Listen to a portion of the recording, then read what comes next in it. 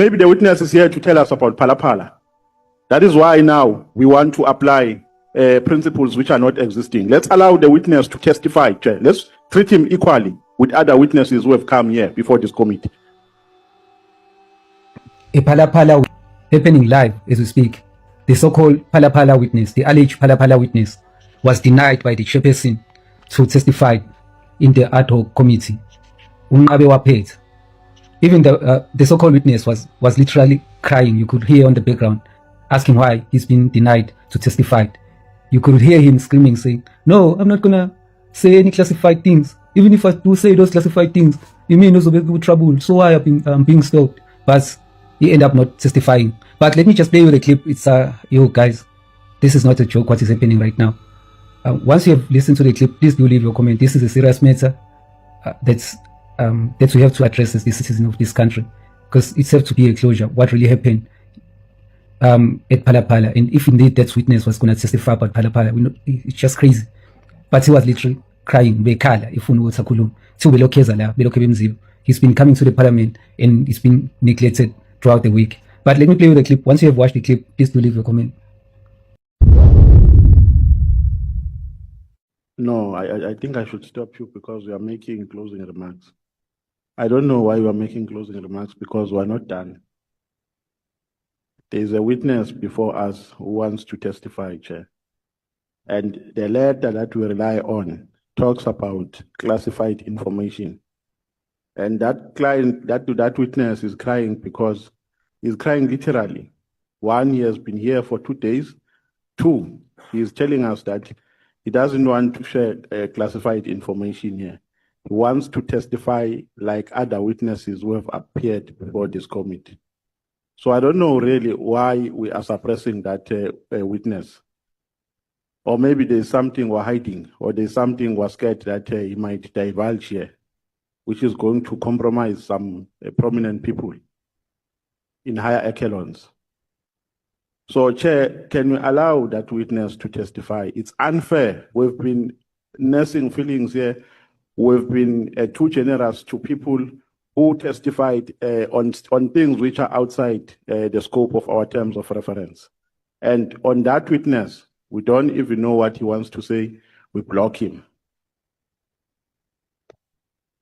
Honorable Souls. Chair, for the record, I know it will sound like a miracle, but I stand with Honorable Nombalo on this one. Honorable Skwasana. Thank you, Chair. Once again, I just want to anchor that, because when I heard you, you said that the witness, well, we are thinking everyone is like, as you said, we are closing. And I thought what happened in the last 2 days here, and especially today as well, it was even worse of what happened yesterday. We had a witness before us, she had to take an oath whilst we are sitting here. Let's give the person who was invited to come here. If the DG said he must not talk about classified information, so be it, it's fine. But let's hear what he wants to tell us. Because I think he was invited here as well, and there's nothing which prohibits him to come before us, Chair. It's not, we are not doing justice to him. It's like we are traumatizing him. Since yesterday, he's been sitting outside here. And the letter here, which was circulated here, is talking about classified information. We don't know. He must tell us here before you release him. Yeah, no, Thank you, Chair. The witness, honorable members, must make an application to his authorities for them to know that he's coming to testify here. And we have spoken to him here during the break. We have agreed with him that once he has handed in the application, he must inform us so that they can respond to his application within reasonable time. Honorable Nombalo. Yeah. I'm not hallucinating when I say the witness has been crying literally during break. He's crying because he wants to get our audience. He says he has been here for the past 2 days, and we do not want him to classify, to tender evidence here. Chair, let's not anticipate the testimony of the witness, because he has said that he's not going to speak about any classified information here. He is going to tender evidence cautiously guided by the fact that he has limitations. There is some information that he can't share. He knows that.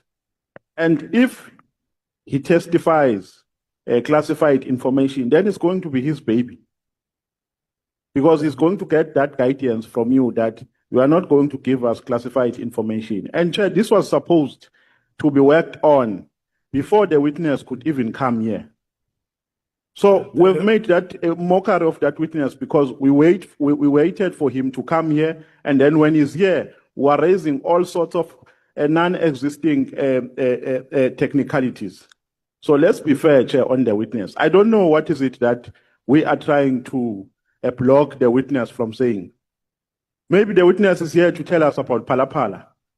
That is why now we want to apply principles which are not existing. Let's allow the witness to testify, Chair. Let's treat him equally with other witnesses who have come here before this committee. I'm not going to open this matter for debate, honorable members.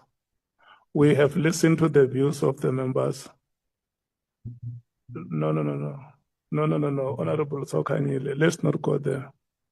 We must follow the law. There is law in this country. There is law and policy.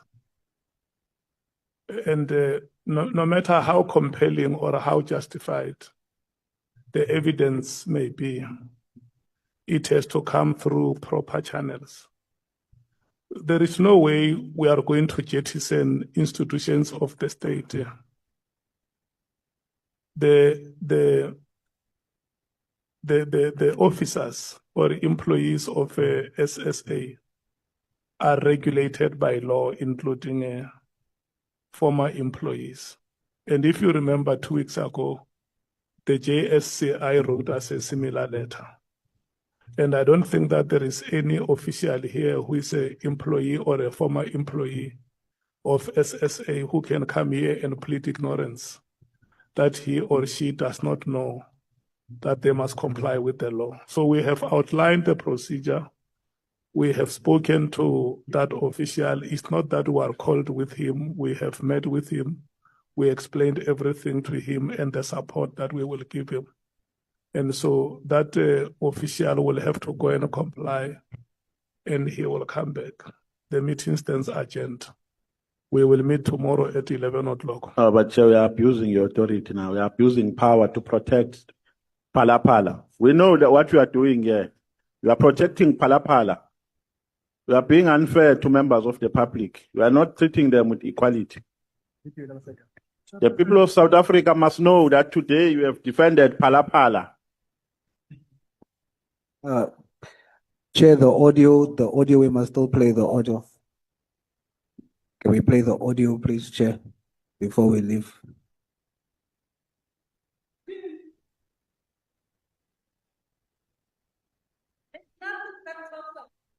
May you please rise and leave the chambers.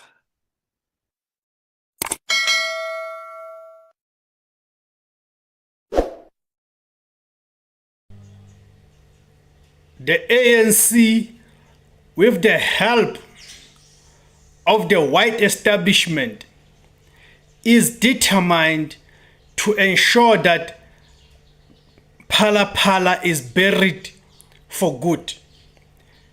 They are determined to ensure that Phala is buried for good without the truth being revealed about Cyril Ramaphosa's criminal activities.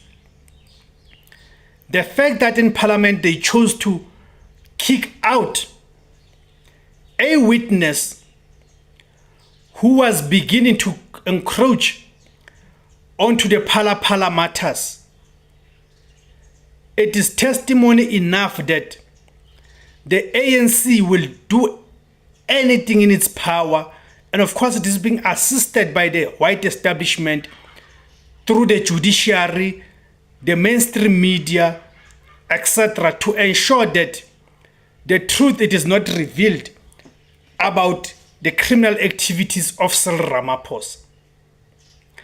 As we speak now, it is almost 2 years without, it is almost 2 years without the Constitutional Court.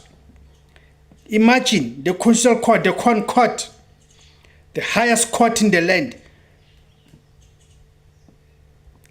without issuing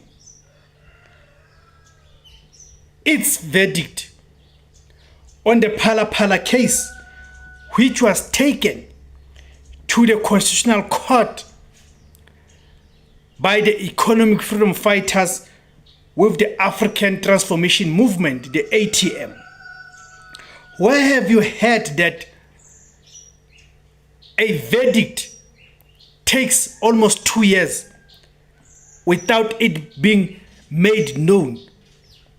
This tells you that the intention, it is to ensure that Cyril Ramaphosa leaves office as the president of the country without the truth having been known to the people, without the truth having been revealed to the country.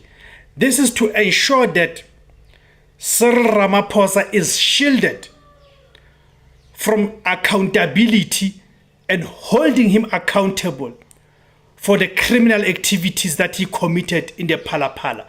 The likes of SARS and others are in it. They are part of the bigger scheme of protecting Cyril Ramaphosa. This therefore tells us that this rubbish and adage that is always being hammered in, that everyone is equal before the law, that is absolute rubbish. There are people who are bigger than the law, and Cyril Ramaphosa is one of those people. Thank you very much, guys, for tuning in. My name is Devus Kosana. The name of the platform is Izwi Labantsundu, the voice for Africans. Kamakuma Africa.